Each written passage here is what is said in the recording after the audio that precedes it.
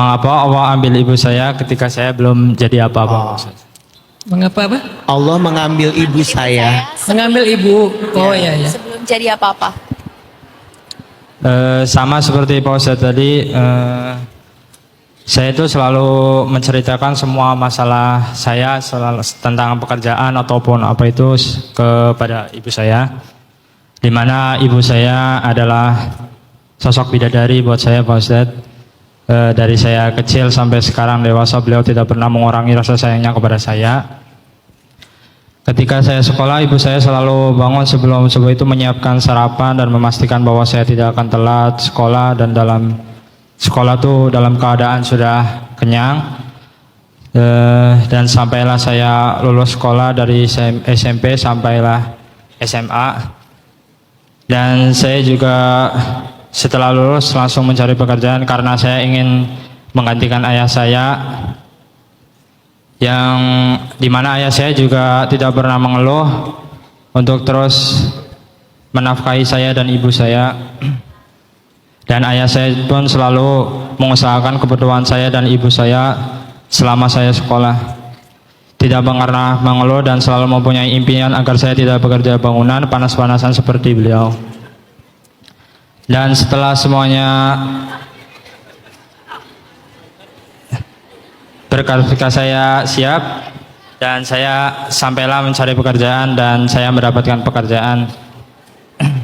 Di saat saya sedang bersyukur Pak Ustadz bisa bekerja dan memberi apa yang mereka mau, tepatnya kemarin itu di tanggal 26 Juli 2024 di hari Jumat, ibu saya wafat Pak Ustadz. Dan saya diberi kabar dari keluarga saya di kampung. Dan pertanyaannya Pak Ustadz, Alhamdulillah ya. Itu berapa lembar Mas Agus, maaf? Tiga ya, nggak apa-apa. Udah nggak sabar ya nungguin pertanyaannya ya. Pertanyaannya buat Pak selain pertanyaan, selain mendoakannya, apa yang harus saya lakukan Pak Ustadz agar saya terus bisa berbakti kepada ibu saya yang sudah wafat? Ibu saya yang memasak saya nasi goreng tiap pagi sebelum saya berangkat sekolah. Kalau lagi ada acara maulidan di sekolah, ibu saya pasti masaknya telur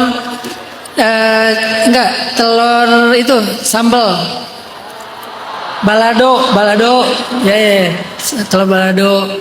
Ketika saya ikut musabaqah, sebelum saya tampil, ibu saya pasti bikin jamu.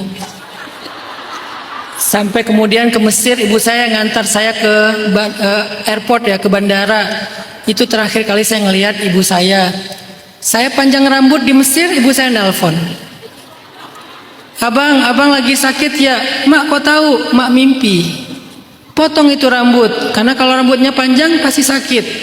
Sejak saat itu sampai bulan kemarin, saya setiap panjang rambut saya sakit. Saya datang ke dokter, bilang ke dokter sakit. Dokter bilang, Bapak nggak sakit. Sakit dok, enggak sakit.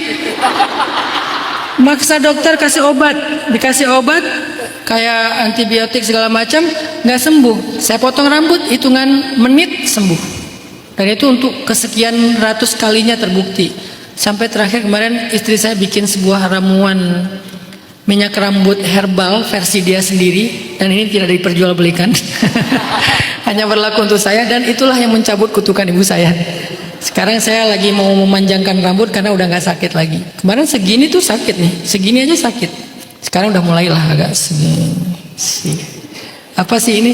Menyambung curhatnya Agus. Apa yang mau disampaikan? Begitu berarti ibu bagi setiap anak, bidadari.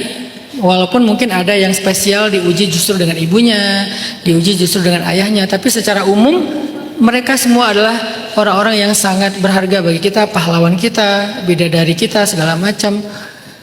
Dan ketika Allah ambil mereka Allah tidak mengambil ibu kita, Allah mengambil kekasihnya. Allah pengen ketemu dengan kekasihnya. Allah pengen ketemu dengan hamba kesayangannya. Bukan mengambil hak kita, itu bukan hak kita.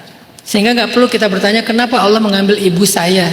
Bukan, kenapa Allah mengambil ibu saya, bukan ibu saya. Walaupun secara hubungan manusia dia ibu kita, tapi hubungan hakikat dia adalah hamba Allah, ciptaan Allah, milik Allah, termasuk kita juga.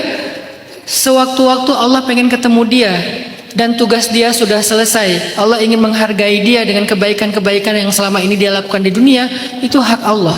Allah pengen menghargai ibu dengan nikmat yang lebih besar di akhirat. Maka belajarlah berdamai dengan itu, walaupun tetap sedih, walaupun tetap merasa kehilangan.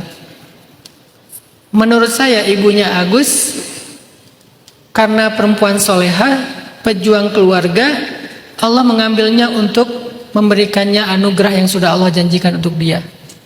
Dan Allah lebih baik untuk menghargai ibunya Agus daripada Agus sendiri. Allah lebih baik untuk menghargai ibu saya daripada saya sendiri.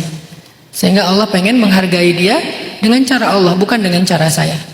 Cara saya cara-cara receh lah, urusan dunia lah. Padahal kata Nabi, dunia ini lebih ringan daripada sebelah sayap nyamuk di mata Allah. Gak ada harganya. Sehingga kita yang ngerasa berharga banget dunia ini pengen membahagiakan ibu dengan caranya. Padahal Allah ingin membahagiakan ibu dengan hal yang lebih berharga daripada sebelah sayap nyamuk tadi. Jadi Allah gak, subhanallah, Allah tidak salah untuk mentakdirkan lahir dan kematian.